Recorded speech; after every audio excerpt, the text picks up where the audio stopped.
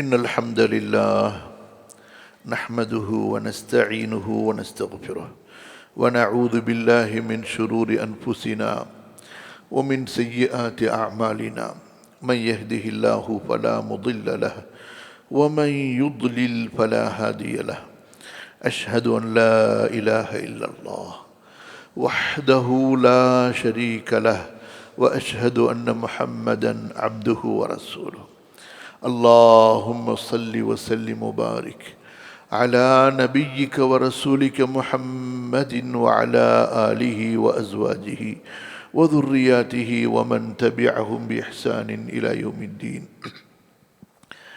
ربي يسر ربي زدني علما.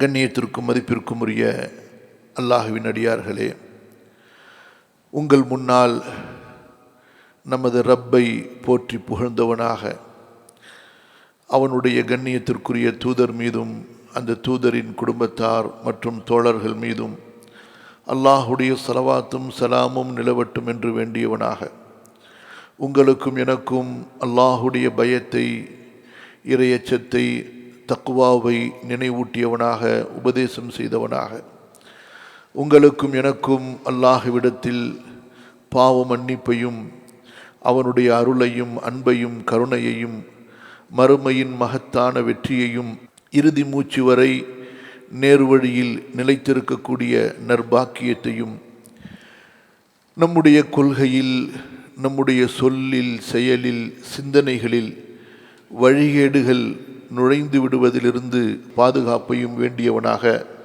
இந்த ஹுத்பா உரையை ஆரம்பம் செய்கிறேன். அல்லாஹு தஆலா நம்மை மன்னிப்பானாக. அல்லாஹ்வின் அடியார்களே,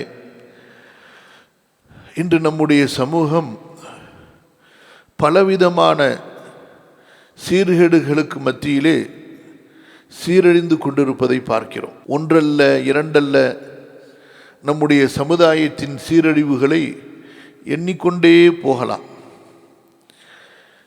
நேர்வழி, உண்மை, சீர்திருத்தம் என்றால் இப்போது நாம் மஸ்ஜிதிலே ஒன்று கூடியிருக்கிறோம் அல்லவா? இந்த சில தொழுகைகளை தவிர மற்ற அனைத்திலும் அஹ்வா, மன இச்சைகள், அதாவது மனம் விரும்பியதை மார்க்கமாக ஆக்கிவிட்டார்கள்.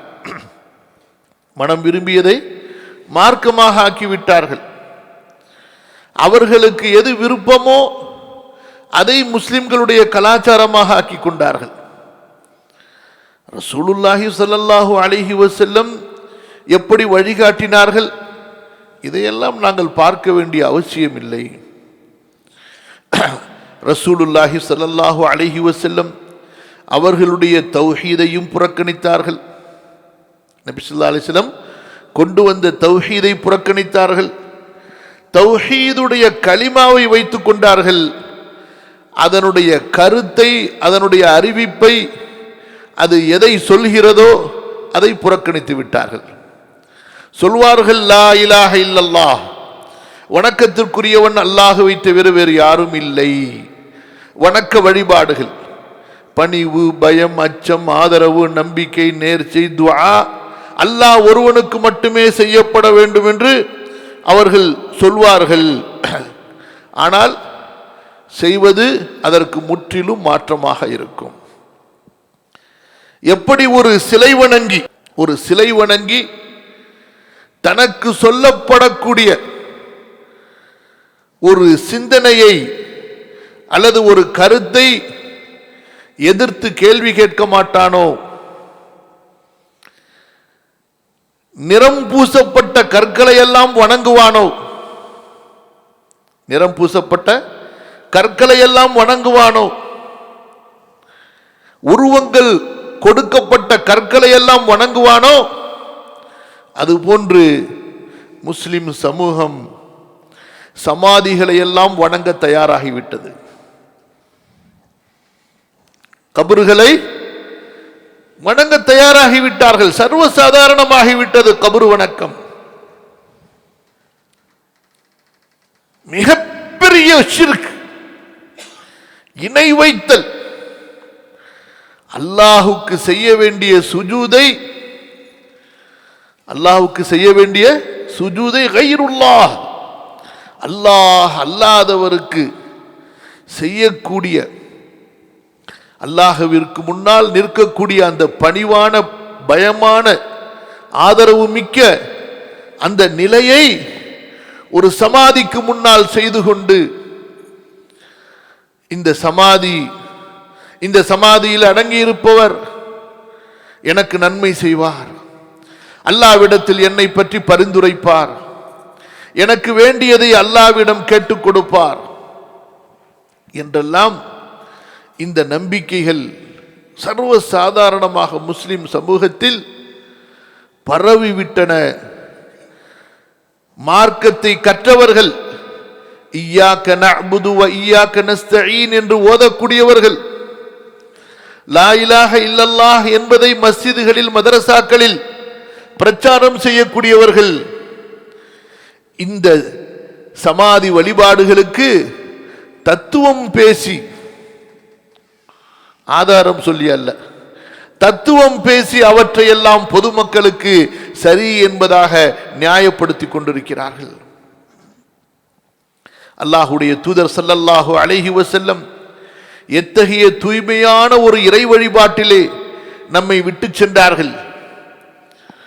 கபறுகளை கட்டுவது, தர்காக்களை உருவாக்குவது, நல்லோருக்காக புனித தலங்களை ஏற்படுத்துவது, அங்கே சென்றால் நன்மைகள் கிடைக்கும், அவர்களை நம்பினால் நம்முடைய கஷ்டங்கள் தீரும் என்றெல்லாம் இந்த மார்க்கத்தின் போதனைகளில் இருந்திருந்தால் அல்லாஹ்வுடைய தூதர் ஸல்லல்லாஹு அலைஹி வஸல்லம் நன்மைகளையும் புண்ணியங்களையும் நமக்கு தேவையான அனைத்தையும் கற்றுக் கொடுக்க வந்தவர்கள் அதை செய்திருக்க மாட்டார்களா? மதீனாவிலே உருவாக்கி இருக்க மாட்டார்களா? ஏன் ரசூல் ஸல்லல்லாஹு அலைஹி வஸல்லம் உடைய காலத்திலே அவுலியாக்களே கிடைக்கவில்லையா? நபி ஸல்லல்லாஹு அலைஹி வஸல்லம் உடைய காலத்தில் அவுலியாக்களே இல்லையா? பத்ரிலே கொல்லப்பட்டவர்கள் அவுலியாக்கள் இல்லையா? அல்லாஹு தஆலா பத்ரில் கொல்லப்பட்டவர்களை பார்த்தான், பத்ரிலே கலந்து கொண்டவர்களை பார்த்தான். உங்களை மன்னித்து விட்டு மன்னிக்கப்பட்டீர்கள் முற்றிலுமாக, இஅமலு மா ஷிஅ்தும், நீங்கள் எதை வேண்டுமானாலும் செய்யலாம். எப்பேற்பட்ட மகத்தான அந்த அவர்களுக்கான அந்த நற்செய்தி. அல்லாஹ் அக்பர். இந்த இஸ்லாமிய மார்க்கத்தில் முஹாஜிர்களில் அன்சாரிகளில் பத்ரு போரில் கலந்து கொண்டவர்களுக்கு சமமாக யாரும் ஆக முடியாது. அப்பேற்பட்ட பாக்கியம் கொடுக்கப்பட்டவர்கள். அவர்கள் இறந்தார்களே, அவர்களுக்கு ஒரு தர்கா கட்டி இருக்க கூடாதா? பொதுமக்களுக்கு வழிகாட்டி இருக்க கூடாதா? நீங்கள் பிரச்சனை என்றால் மஸ்ஜிதுக்கும் வரலாம், அங்கும் செல்லலாம் என்று. உஹதுகள், ஷுஹதா உஹத், இப்பேற்பட்டவர்கள் பத்ருடைய சஹாபாக்களுக்கு பிறகு 70 சஹாபாக்கள் கொல்லப்பட்டார்களே, அவர்களுக்கு ஒரு தர்காவை கட்டி இருக்கலாம் அல்லவா? ஹம்ஸா ரலியல்லாஹு அன்ஹு அவர்களை விடவா? முஸ்அப் இப்னு உமைரை விடவா? அப்துல் காதர் ஜீலானியும் ஷாஹுல் ஹமீத் அவர்களும் அஜ்மீர் அவர்களும் உயர்ந்து விட முடியும், சிறந்து விட முடியும்? அன்பானவர்களே, எவ்வளவு மோசமாக மாறிவிட்டது. சிலை வழிபாடு இஸ்லாமிய மார்க்கத்தில் சமாதி வழிபாடுகளின் மூலமாக புகுத்தப்பட்டு விட்டது. சிலை வழிபாடுதான். நீங்கள் குர்ஆனை படித்தீர்களே ஆனால் உங்களுக்கு இந்த 2 வாசகங்களை நீங்கள் பார்க்கலாம். ஒன்று சனம், அஸ்னாம். ஒன்று என்ன? சனம், அஸ்னாம். இன்னொன்று வசன், அவுசான். இந்த 2ம் அல் குர்ஆனிலே பயன்படுத்தப்பட்டிருக்கும். சனம் என்றால் என்ன? பொம்மைகள், உருவங்களாக செதுக்கப்பட்ட சிலைகள். அது கல்லால் இருக்கட்டும், மரத்தால் இருக்கட்டும், மட்டையால் இருக்கட்டும், மண்ணால் இருக்கட்டும், எதுவாக இருக்கட்டும், சனம். இன்னொன்று இருக்கிறது வசன், அவுசான். இப்ராஹிம் அலைஹிஸ்ஸலாம், அதுபோன்று நூஹ் அலைஹிஸ்ஸலாம், அந்த மக்கள் வணங்கி வந்த அந்த வழிபாடுகளிலே ஒன்று அவுசான் வழிபாடு. அவுசான் என்றால் என்ன? தங்களில் இருந்த நல்லவர்கள், மகான்கள், சமூக தலைவர்கள், இவர்களுக்காக அடையாள சின்னங்களை ஏற்படுத்துவது. ஒன்று அவர்களின் உருவத்திலேயே நேரடியாக, அல்லது அவர்கள் தங்கியிருந்த இடம், அவர்கள் வழிபட்ட இடம், அவர்கள் அடங்கிய இடம், அவற்றை புனிதமாக எடுத்துக்கொண்டு அவற்றை நாடி செல்வதால் எங்களுக்கு பலன் கிடைக்கும். அங்கே செல்வதால் இறைவனுடைய அருள் கிடைக்கும். அவர்கள் நம்முடைய காரியங்களை பார்த்துக் கொள்வார்கள். அவர்கள் வாழ்ந்தாலும் இறந்தாலும் அல்லாஹ்வுடைய இறைவனின் காரியங்களை இந்த உலகத்திலே அவர்கள் தான் நிர்வகிப்பார்கள். இந்த நம்பிக்கை இதுவும் அல் குர்ஆனிலே நபிமார்களின் வாயிலாக எச்சரிக்கப்பட்டது என்பதாக நமக்கு அறிவுறுத்தப்படுகின்றது. இன்றைய இந்த சமாதி வழிபாடுகள், தர்காக்களுக்கு பூஜை செய்யக்கூடிய, தர்காக்களில் வணக்க வழிபாடுகள் செய்யக்கூடிய இவர்கள் என்ன சொல்கிறார்கள்? நாங்கள் என்ன கோயிலுக்கா செல்கிறோம்? நாங்கள் என்ன லா இலாஹ இல்லல்லாஹ் சொல்லவில்லையா? நாங்கள் முஹம்மது ரசூலுல்லாஹ் சொல்லவில்லையா? நாங்கள் இஸ்லாமிய மார்க்கத்தை உண்மை மார்க்கம் என்று நம்பவில்லையா? எங்களை நீங்கள் முஷ்ரிக்குகளிலே கொண்டு போய் சேர்க்கின்றீர்களே, எங்களை முஷ்ரிக்குகளில் கொண்டு போய் சேர்க்கின்றீர்களே. மக்காவினுடைய முஷ்ரிக்குகள் கலிமாவை ஏற்றுக்கொள்ளவில்லை. மக்காவின் முஷ்ரிக்குகள் கலிமாவை ஏற்றுக்கொள்ளவில்லை. முஹம்மது ரசூலுல்லாஹுவை நிராகரித்தார்கள். நாங்கள் லா இலாஹ இல்லல்லாஹ்வை சொல்லிவிட்டோம், முஹம்மது ரசூலுல்லாஹுவை ஏற்றுக்கொண்டோம், நாங்களும் அவர்களும் எப்படி சமமாவோம் என்பதாக தங்களுக்கு தாங்களே ஒரு நியாயத்தை சொல்கிறார்கள். அல்லாஹ்வின் அடியார்களே, இந்த நியாயம் இது அல்லாஹ்விடத்தில் ஏற்றுக்கொள்ளப்படுமா? அந்த மக்காவினுடைய முஷ்ரிக்குகள் அவர்கள் இந்த தௌஹீதை சொன்னால், இந்த முஹம்மதை ஏற்றுக்கொண்டால் ஸல்லல்லாஹு அலைஹி வஸல்லம் எங்களுடைய இந்த இணை வழிபாடுகளை எல்லாம் விட வேண்டும் என்பதை தெரிந்திருந்தார்கள். இதை விடாமல் முஹம்மதை ஏற்க முடியாது. அப்படி இதை விடாமல் முஹம்மதை ஏற்றால் முஹம்மது அதை ஏற்றுக்கொள்ள மாட்டார் என்பதை புரிந்திருந்தார்கள் ஸல்லல்லாஹு அலைஹி வஸல்லம். எனவே அவர்கள் கலிமாவுக்கு வெளியிலே இருந்தார்கள். நீங்கள் கலிமாவை சொல்லிக் கொள்ளுங்கள், முஹம்மது ரசூலுல்லாஹுவை ஏற்றுக்கொள்ளுங்கள், இதையும் நீங்கள் செய்து கொள்ளலாம் என்று இருந்திருந்தால் அவர்களுக்கு ரசூலுல்லாஹ் ஸல்லல்லாஹு அலைஹி வஸல்லம் அவர்களோடு எந்த மோதலும் ஏற்பட்டிருக்காது. நபி ஸல்லல்லாஹு அலைஹி வஸல்லம் மக்காவில் இருந்து இரவோடு இரவாக ஹிஜ்ரத் செய்ய வேண்டிய நிர்பந்தம் இருந்திருக்காது. பல நபி தோழர்கள் மக்காவிலே கொல்லப்பட்டு இருக்க வேண்டிய நிலை ஏற்பட்டிருக்காது. பத்ர் யுத்தமும் நிகழ்ந்திருக்காது, உஹது யுத்தமும் நிகழ்ந்திருக்காது. குல் யா அய்யுஹல் காஃபிரூன் என்ற சூறாவே இறங்கி இருக்காது. காஃபிர்களே, யாரை பார்த்து காஃபிர்கள் என்று அல்லாஹ் சொல்கிறான்? வலையின் சஅல்தஹும் மன் ஹலகஸ் ஸமாவாதி வல் அர்த லயகூலுன் அல்லாஹ். நபியே, நீங்கள் இந்த மக்கா காஃபிர்களிடம் வானங்களை படைத்தவன் யார், பூமியை படைத்தவன் யார், இந்த பிரபஞ்சத்தை படைத்தவன் யார் என்று கேட்டால் அவர்கள் சொல்வார்கள் அல்லாஹ் என்று. அவர்கள் சொல்வார்கள் அல்லாஹ் என்று. பகலில் இரவை நுழைப்பவன் யார், இரவில் பகலை நுழைப்பவன் யார், இறந்தவற்றிலிருந்து உயிருள்ளவற்றை கொண்டு வருபவன் யார், உயிருள்ளவற்றிலிருந்து இறந்ததை கொண்டு வரக்கூடியவன் யார் என்று நபியை நீங்கள் அவர்களிடத்திலே கேட்டால் அவர்கள் சொல்வார்கள் அல்லாஹ் என்று. இரவையும் பகலையும் மாற்றி மாற்றி கொண்டு வரக்கூடியவன் யார் என்று கேட்டால் அல்லாஹ் என்று சொல்வார்கள். அவர்களை பார்த்து அல்லாஹ் சொல்கிறான், காஃபிர்கள் என்று சொல்லுங்கள் நபியே. குல் யா அய்யுஹல் காஃபிரூன், ஓ காஃபிர்களே. யாரை பார்த்து அல்லாஹ் சொல்கிறான்? யார் மக்காவிலே பக்தியோடு ஹஜ் செய்து கொண்டிருந்தார்கள். குறைஷி காஃபிர்கள் யார்? வருஷம் வருஷம் மக்கால பக்தியோடு ஹஜ் செய்வாங்க. அதுவும் பக்தி உச்சகட்டத்தில் முத்தி போய், பக்தி உச்சகட்டத்தில் முத்தி போய் நம்ம போட்டுக்கிற இந்த ட்ரெஸ்ஸில் எவ்வளவு பாவம் செஞ்சிருப்போம், நம்ம போட்டுக்கிற ட்ரெஸ்ஸில் எவ்வளவு பாவம் செஞ்சிருப்போம். சேச்சா, இந்த ட்ரெஸ்ஸோட நம்ம காபாவை தவாஃப் பண்ணக்கூடாது, அல்லாஹ்வுடைய வீடு புனிதமாச்சேன்னு சொல்லி அந்த ட்ரெஸ்ஸை கொண்டு போய் கழட்டி வச்சுட்டு அம்மனமா தவாஃப் பண்ணுவாங்க. பக்தி உச்சம்.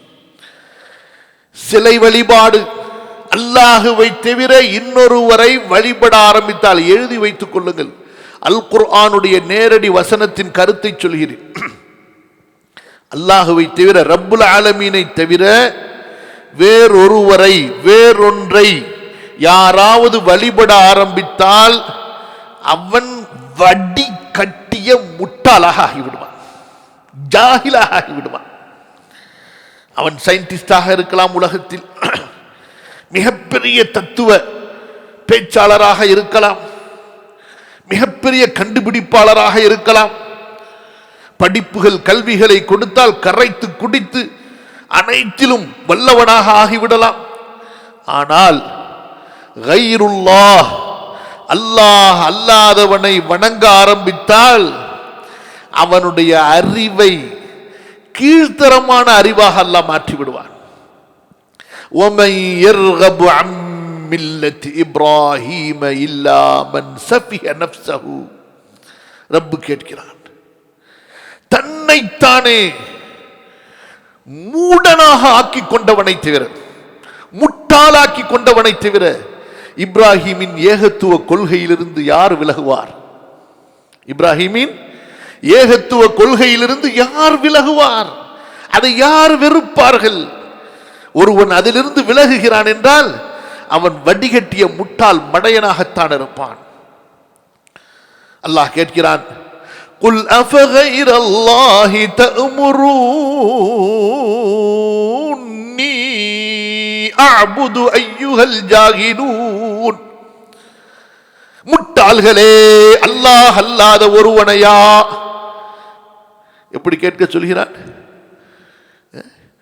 எவ்வளவு கருணையாக, அன்பாக, மரியாதையாக பேச சொல்லக்கூடிய அல்லாஹ், அதே ரப்பு தான் நபியே நீங்கள் இப்படி சொல்லுங்கள் என்று சொல்கிறான். யாரை பார்த்து? கைருல்லாஹுவை வணங்கக்கூடிய ஒவ்வொருவனை பார்த்து. முட்டாள்களே, ஜாஹில்களே, அல்லாஹ் அல்லாத ஒருவனையா நான் வணங்க வேண்டும் என்று நீங்கள் எனக்கு ஆணையிடுகிறீர்கள்? யா அர்ஹமர் ராஹிமீன், சிந்தித்து பாருங்கள். கைருல்லாஹ், அல்லாஹ் அல்லாத யாராக இருக்கட்டும், அது கற்பனையாக உருவாக்கப்பட்ட சிலைகளாக இருக்கட்டும், தாங்கள் கண்ணியமானவர்களாக இறைநேசர்களாக கருதக்கூடிய அந்த இறைநேசர்களாக இருக்கட்டும், அவர்களுக்கு சிலை வைத்து வணங்கினாலும் சரி, அல்லது அவர்களுடைய சமாதிகளை வணங்கினாலும் சரி, அவர்கள் தங்கிய இடங்கள் என்று அந்த இடங்களை புனிதமாக்கி வணங்கினாலும் சரி, அப்படி இல்லை அவர்களை மனதால் நினைத்துக் கொண்டு அவர்களிடத்திலே பிரார்த்தனை செய்தாலும் சரி, அவர்கள் மூலமாக ஆதரவு கிடைக்கும் என்று நினைத்தாலும் சரி, எல்லாம் இந்த கைருல்லாவுடைய வழிபாட்டிலே வரும்.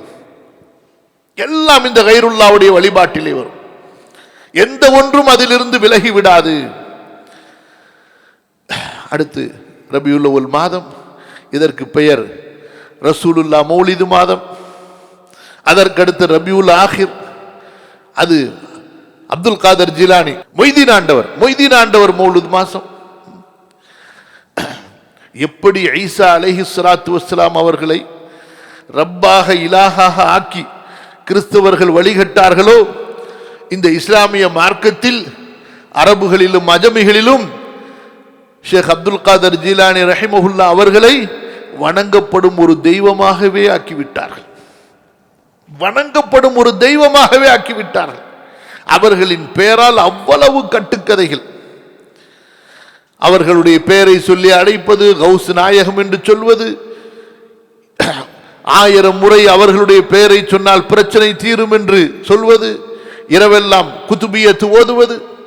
அல்லாஹ்வின் அடியார்களே, கொஞ்சம் கவனியுங்கள். குல் யா அய்யுஹல் காஃபிரூன், மக்காவிலே தவாஃப் செய்த, காபாவை வணங்கிய, அரஃபாவுக்கு ஓடிய, நினைவார்கள், அரஃபா மினா முஸ்தலிஃபாவுக்கு ஓடிய அந்த அரபு காஃபிர்களை பார்த்து, அங்கே சிலைகள் இல்லை, அரஃபாவிலே மினாவிலே சிலைகள் இல்லை, அங்கே சென்று அல்லாஹ்வைத்தான் வணங்கினார்கள்.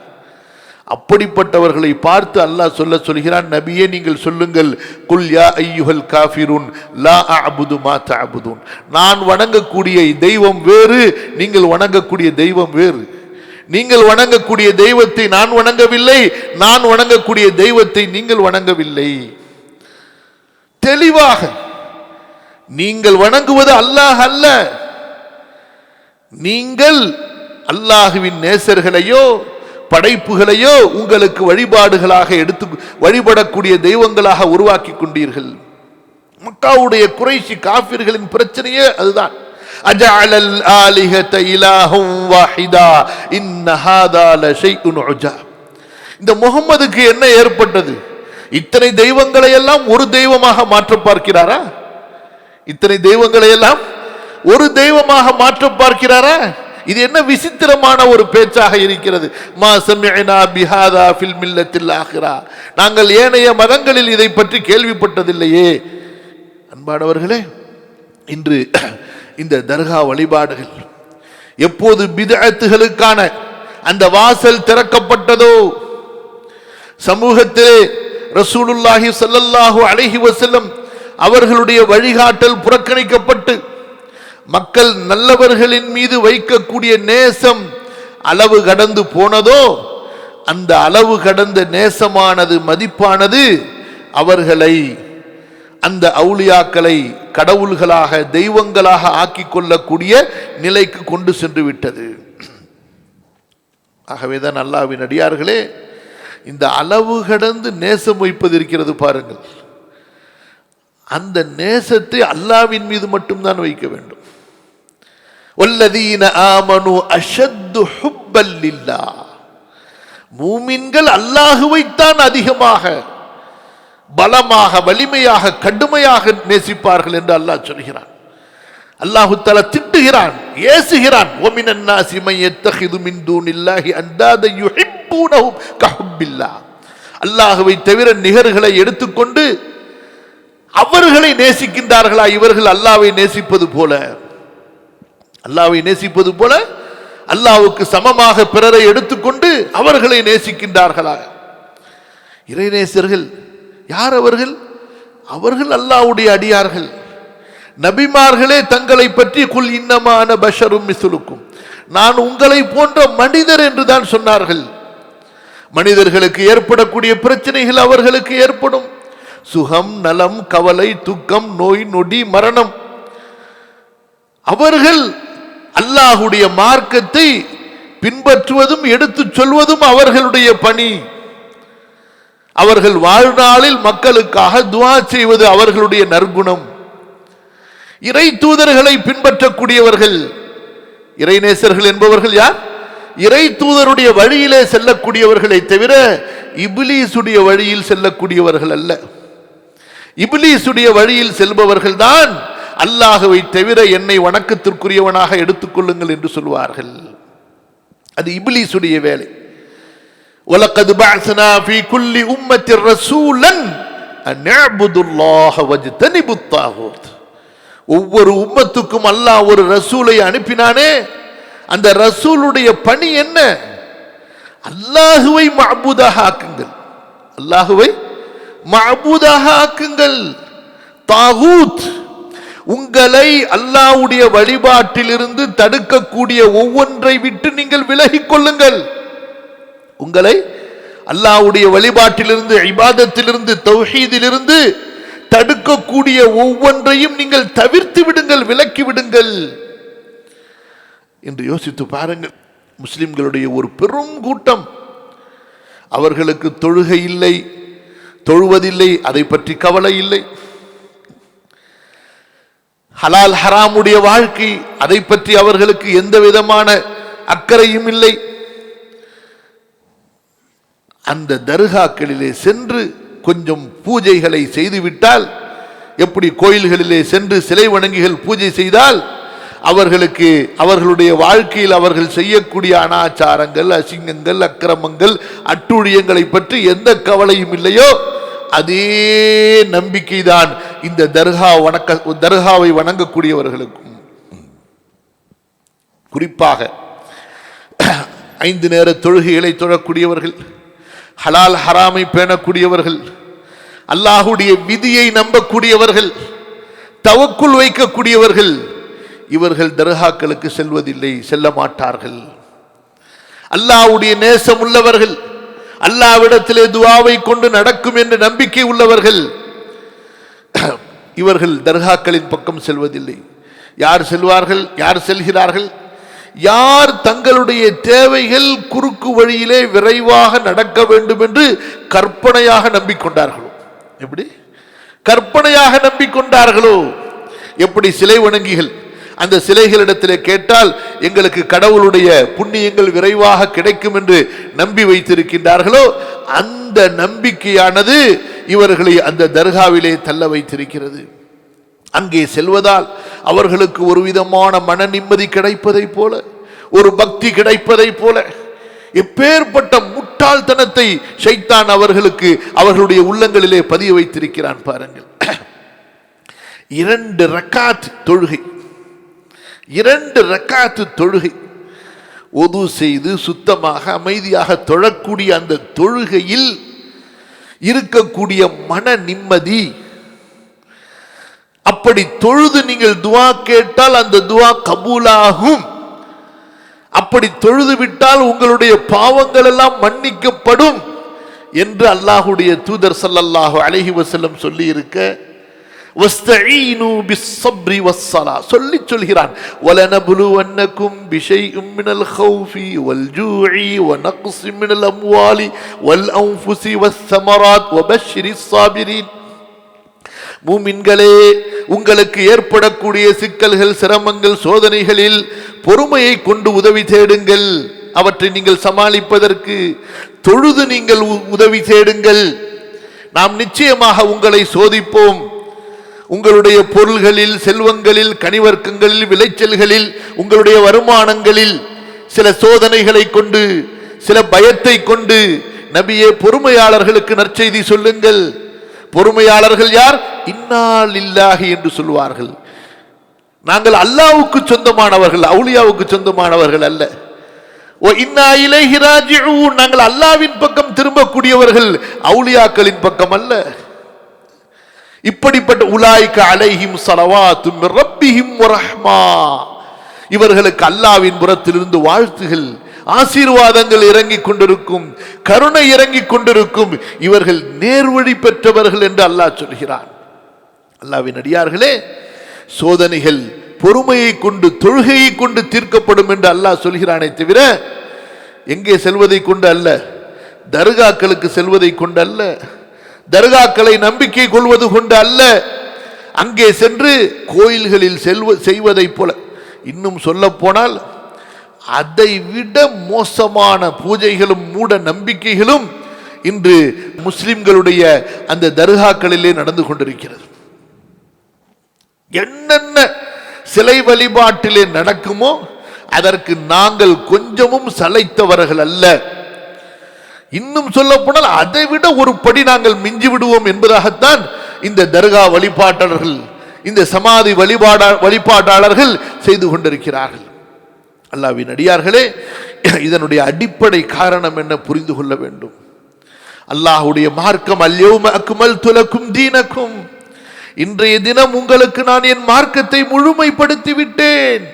வ அத்மம்து அலைக்கும் நிஅமதி, என் அருட்கொடையை உங்களுக்கு நிறைவு செய்து விட்டேன். வ ரதீது லக்குமுல் இஸ்லாம தீனா, இஸ்லாமை உங்களுக்கு மார்க்கமாக நான் பொருந்தி கொண்டேன் என்று அல்லாஹ் சொல்கிறான்.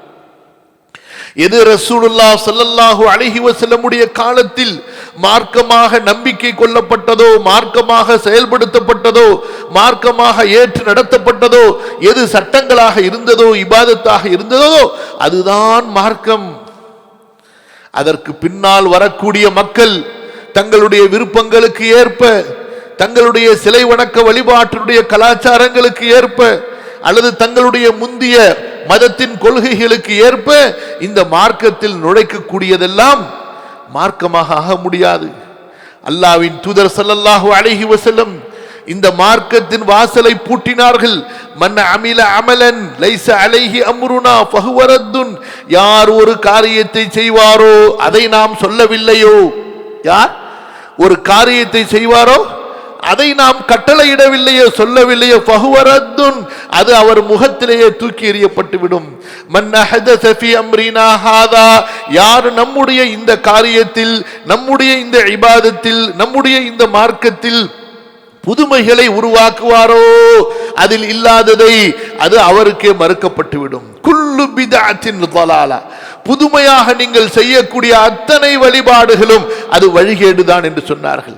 ஒவ்வொரு வழிகேடும் அதை செய்பவரை நரகத்தில் கொண்டு போய் சேர்க்கும் என்று சொன்னார்கள்.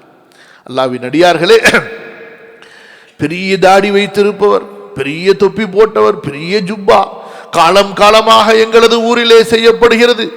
இவையெல்லாம் நமக்கு மார்க்க ஆதாரமாகுமா?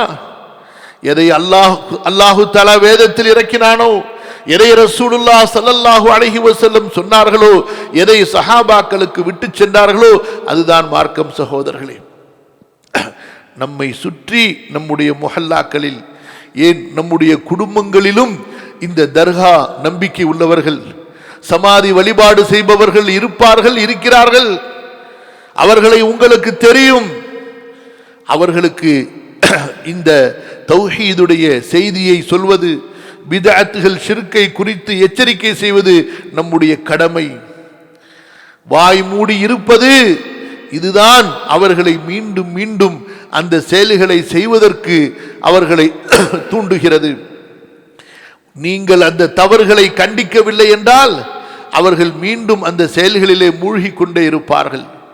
எப்படி ஒரு முஷ்ரிக், சிலை வணங்கக்கூடிய ஒரு இணை வைப்பாளருக்கு தௌஹீதை சொல்வது நம் மீது கடமையோ, முஸ்லிம் என்ற பெயரிலே இருந்து கொண்டு இத்தகைய சமாதி வழிபாடுகளை செய்பவர்களையும் நாம் அல்லாஹுடைய இந்த தௌஹீதை கொண்டு நினைவூட்டி அவர்கள் செய்வதை ஷிர்க், இணை வைத்தல் என்று புரிய வைப்பது நம்முடைய சக்திக்கு உட்பட்டு, நம்முடைய அறிவுக்கு உட்பட்டு அழகிய உபதேசங்களை கொண்டு உணர்த்துவது நம் மீது கடமை.